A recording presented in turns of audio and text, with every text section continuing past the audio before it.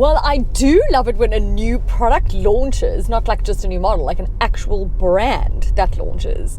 So I am in an Omoda C5. Omoda. Yeah, okay, I'm going to say it like that.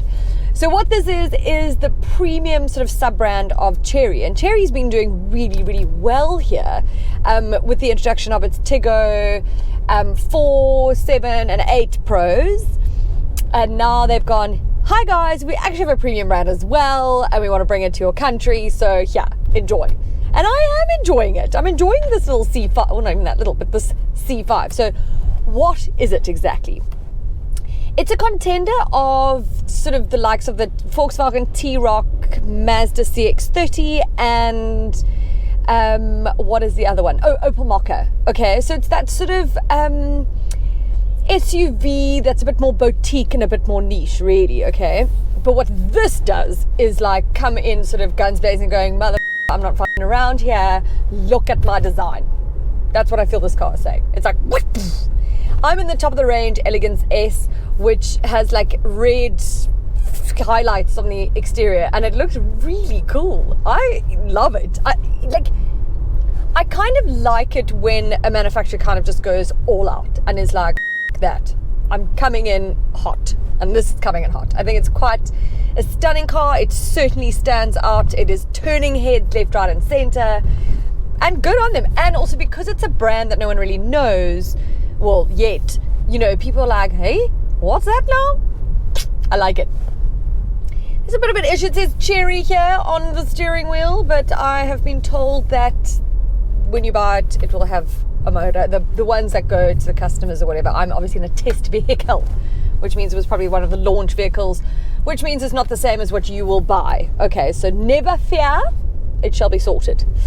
So the interior also very, very modern, very simplistic. My absolute worst nightmare, because everything is pretty much, barring these couple of climate control things, are in the screen. So everything has to be done there, which I hate.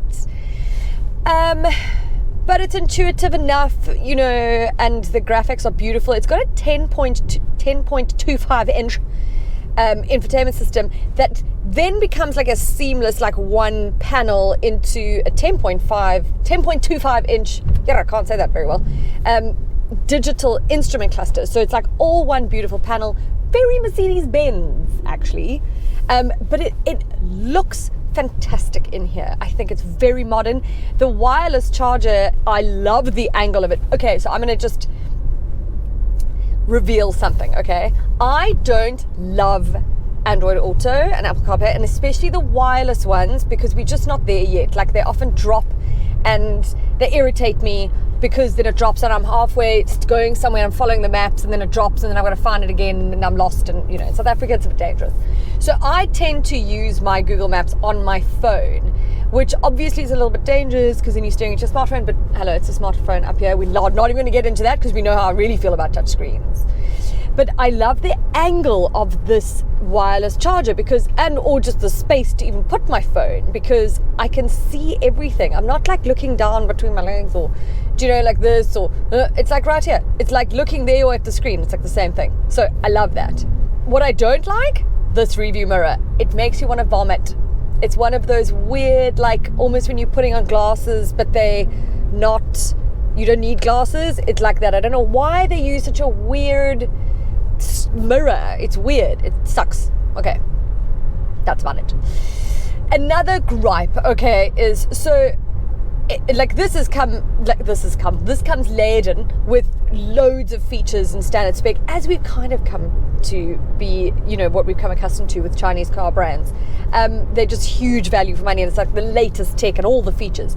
This, from a safety point of view, it's got like 16 systems keeping you safe in here, which is fantastic, right? However, they are more intrusive. Okay, so you can set the adjustment to, like, I think some of them you can to like strong, or like whatever, to not so strong. Well, I can't remember the word. Sensitive to not so sensitive. But they all more sensitive. Okay, so now you drive, you're like, crikey Moses. So I have turned them all. Okay, I got one of the guys who dropped the car off to turn them all off for me. Because again, it's in all these screens and I'm like, I don't know, it's actually not that complicated, but I felt that it was going to be. So anyways, I've turned most of them off so that it doesn't bother me. There is still, and these are things that like really bother me. They're just like the quirks or whatever. So the other thing is the indicator. Just listen to this.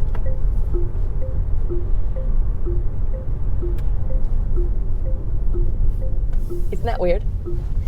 It sounds a little bit like when you haven't put your seatbelt on and then there's like an audible, warning sound. That's kind of what it sounds to me. So it's really weird. And it didn't really bother me. No, it did. I lie. Bothered me off the bat. Thought I'd get used to it and I haven't. So that's going to be like each to their own vibes. Do you know what I mean? So it's not, I think, supposed to be the most practical car, but it's still kind of spacious. Like the boot is at like 378 liters, which is not too bad. It's not great. Okay, it's quite small, and obviously the roof is a bit slopey. But unless you like, so headroom's a bit compromised. Also it's got a sunroof. It doesn't have a panoramic roof, but I hate either. So I don't care. I've seen some people, they're like, I should have a panoramic sunroof. Who gives a fuck? It also has, this model has ventilated seats, but not heated seats. I would have preferred those. Or, I don't know. Strange. Anyways, a few little things there. Then it's got I don't know what engine it has in. I do know. I'm just joking. I just did another video straight before this in another car, and so sometimes I get confused. Okay? Forgive a gal. I'm very busy. I'm also moving house, guys. So, and it's cold, and I've just come back from Italy. Oh, poor me. And I'm going away now for a party weekend, 40th. Woo! There's just a lot going on. Okay, so forgive me if I forget some things, but I'm not going to. Hang on, I'm going to quickly check on something. Okay, so it has a 1.5 litre turbo petrol in it. It's the engine, actually it's sourced from the Tiggo 4 Pro, but it has been retuned. So it's got 115 kilowatts of power and 230 Newton meters of torque. So, I mean, it's not the most powerful engine. It's not going to blow your hair back or anything. It's mated to a CVT. I think you put your foot down. I mean, it's fine. I think it's fine. Look, I've just gotten out of, that's why I got confused. Okay, I was in the Urban Cruiser before, that it's got that 1.5 litre naturally aspirated engine from Suzuki with like minimal power, and it's not great. So in my mind, I was like, I'm sure this is 1.5, but is it the same? Anyway, so it's fine. What this does do very well, I think the drive is very comfortable, and there's been a couple of comments about like wind noise and road noise coming into the cabin. It's not bothering me and hasn't really. I find it overall to just be a very luxurious drive.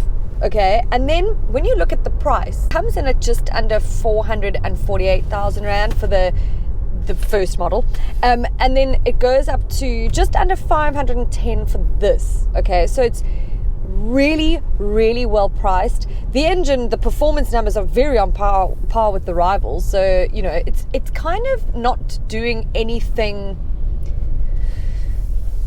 badly, if that makes sense. And so what you get, and especially then you've got to look at the warranty and service plan, which is amazing. You also get that like 10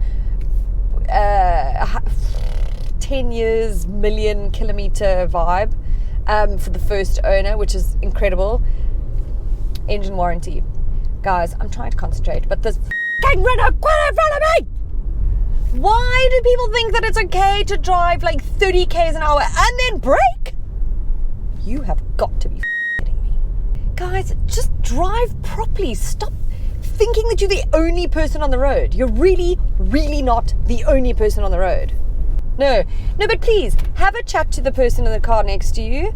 Don't worry about anyone behind you or the fact that you're almost hitting the pavement. No, fab driver.